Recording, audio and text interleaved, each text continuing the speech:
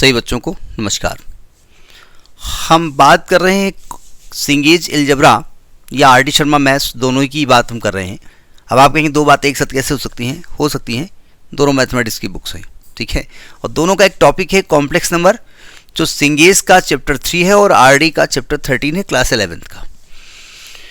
हम बात करेंगे division of complex numbers in polar form. देखिए, वैसे तो हम डिवीजन ऑफ कॉम्प्लेक्स नंबर जानते हैं कि भाई कोई भी complex number a plus I B upon C plus I D है और आपको उसको a प्लस आई बी के फॉर्म में करना है तो डिनोमिनेटर से i को हटाना होता है। और डिनोमिनेटर से i को हटाने का तरीका ये है कि डिनोमिनेटर के कंजुगेट से मल्टीप्लाई करते थे, हम जानते हैं, करेंगे यहाँ भी वही है। लेकिन पोलर फॉर्म में करने के बाद एक रिजल्ट हम निकालेंगे, क्योंकि मॉड के साथ साथ हम यहाँ आर्गुमेंट की बात भी करेंगे, एम्पलीट्यूड की भी बात करेंगे, इसलिए हमने पोलर फॉर्म में लिया है, ठीक है। तो हमने दो कॉम्प्लेक्स नंबर लिए। हमने कहा भाई मान लेते हैं कि z1 इज इक्वल टू क्या है, r1 cos theta 1 plus I sine theta 1। आप r1 के बारे में जानते हैं कि r1 एक्चुअली है क्या, ये मॉड ऑफ z1 है, और थीटा 1 यहाँ पर क्या है, एम्पलीट्यूड ऑफ z1, या इसको आर्गुमेंट ऑफ z1 भी कहते हैं, एम्पलीट्यूड भी कहते हैं और आर्गुमेंट भी कहते हैं, ये आप जानते हैं ना। और z2 हमने क्या माना, z2 is equal to r2 cos theta 2 plus I sine theta 2। r2 क्या है, ये मॉड ऑफ z2 है, और थीटा 2 क्या है, ये आर्गुमेंट ऑफ z2 या एम्पलीट्यूड ऑफ z2 है। अब मैं z1 अपान z2 निकालता हूँ। नाउ z1 अपान z2 निकालता हूँ, तो r1 अपान r2 को तो डिस्टर्ब ही मत करो, वो बेचारे वो ले निकल गया है, ठीक है। तो इसको अलग कर दिया और यहाँ पर क्या आ गया, cos theta 1 plus I sine theta 1 upon cos theta 2 plus I sine theta 2। अब क्या करें भाई, देखिए दो बातें यहाँ पर हैं। या तो यहाँ पर डिमास थ्योरम लगा दें, जो कभी पढ़ाई नहीं हमने, बताई नहीं हमने, तो वो तो हम नहीं लगाएंगे। हम इसको a प्लस कॉम्प्लेक्स नंबर के रूप में ब्रेक करेंगे, यानी a प्लस आई बी के फॉर्म में ब्रेक करेंगे। और a प्लस आई बी के फॉर्म में ब्रेक करने के लिए डिनोमिनेटर से i को हटाना पड़ता है, उसके लिए डिनोमिनेटर के कॉन्जुगेट से मल्टीप्लाई करना पड़ता है। तो हमने क्या किया, cos theta 2 minus I sine theta 2 से ऊपर नीचे मल्टीप्लाई कर दिया, cos theta 2 minus I sine theta 2 से मल्टीप्लाई कर दिया। तो ऊपर हो गया r1 अपान r2 इंटू ऊपर आ गया cos theta 1 plus I sine theta 1 into cos theta 2 minus I sine theta 2 upon, ऊपर अभी हम डिस्टर्ब नहीं करना चाहते, अभी डिस्टर्ब करेंगे।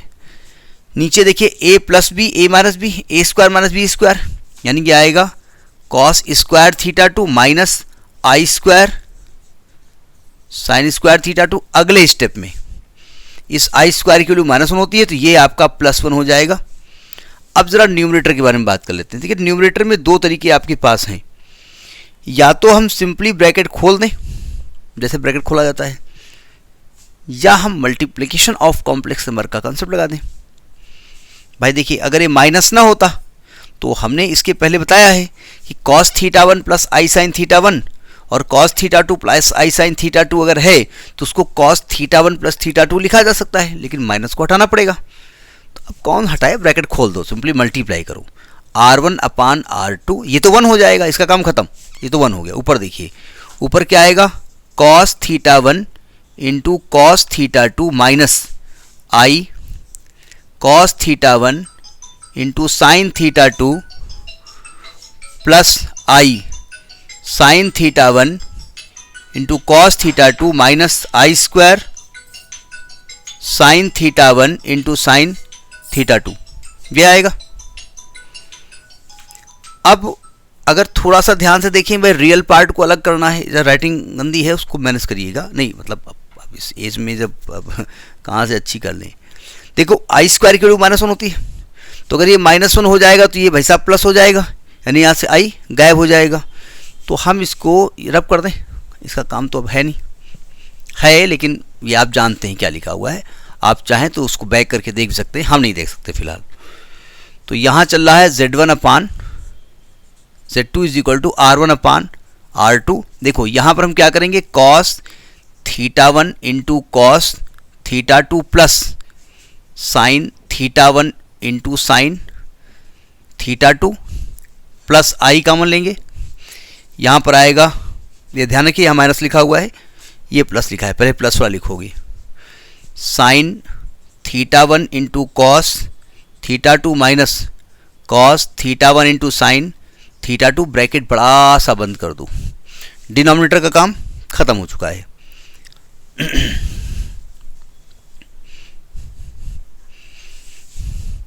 देखिए तो ये आ गया R1 अपान R2। इसको देखिए ध्यान से, cos A cos B plus sine A sine B is the formula of cos θ1 minus θ2 और प्लस आई, यह है साइन θ1 माइनस θ2।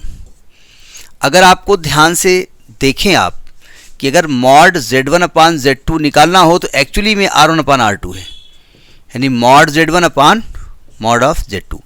ये हमने कॉम्प्लेक्स नंबर का जब मॉडुलस डिस्कस किया था तो वहाँ एक कॉन्सेप्ट पहले आ चुका था, ठीक है।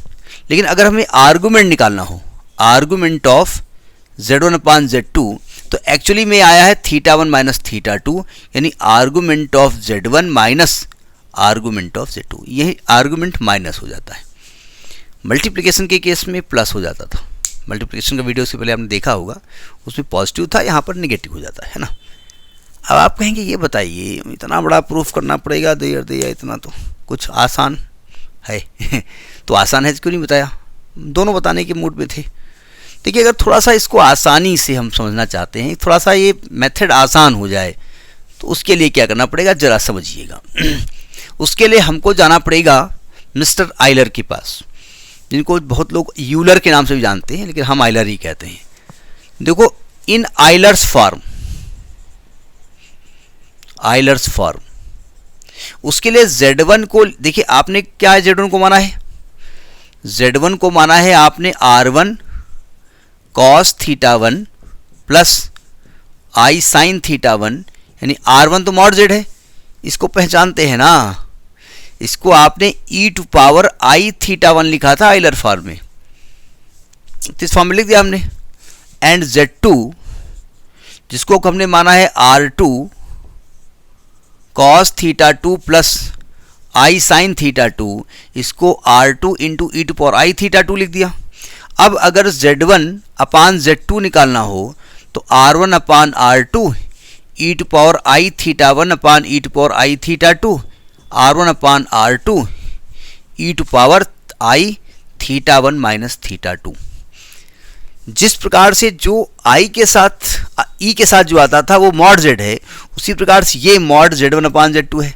तो अगर हमसे कहा जाए मॉड Z1 अपान Z2 निकालिए, तो आप कहेंगे R1 अपान R2, यानी कि मॉड Z1 अपान मॉड Z2। और अगर हमसे कहा जाए एम्पलीट्यूड निकालिए अपान Z2 का, तो जैसे E की पावर में जो I के साथ होता है वो एम्पलीट्यूड होता है, तो यहाँ पर I के साथ है θ1 माइनस θ2, यानी कि amplitude of Z1 minus AMP of Z2। तो ये मेथड भी अडॉप्ट कर सकते हैं। यही मेथड मल्टीप्लाई में भी कर सकते हैं।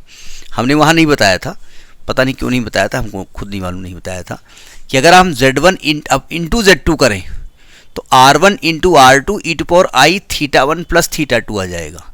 तो ये मॉडुलस हो जाएगा, ये आपका एम्पलीट्यूड हो जाएगा θ1 प्लस θ2। राइटिंग बड़ी गंदी है, क्या करें, इस एज में सही नहीं हो रही है, अब मरने के बाद ही होगी। तो अगले जन्म में फिर जब पढ़ाएंगे तब देखिएगा आप, नहीं आपका भी अगले जन्म होगा, अभी तो हम जिंदा हैं। समझ में आ गई बात। तो ये है division of complex number in polar form. Next video. नमस्कार।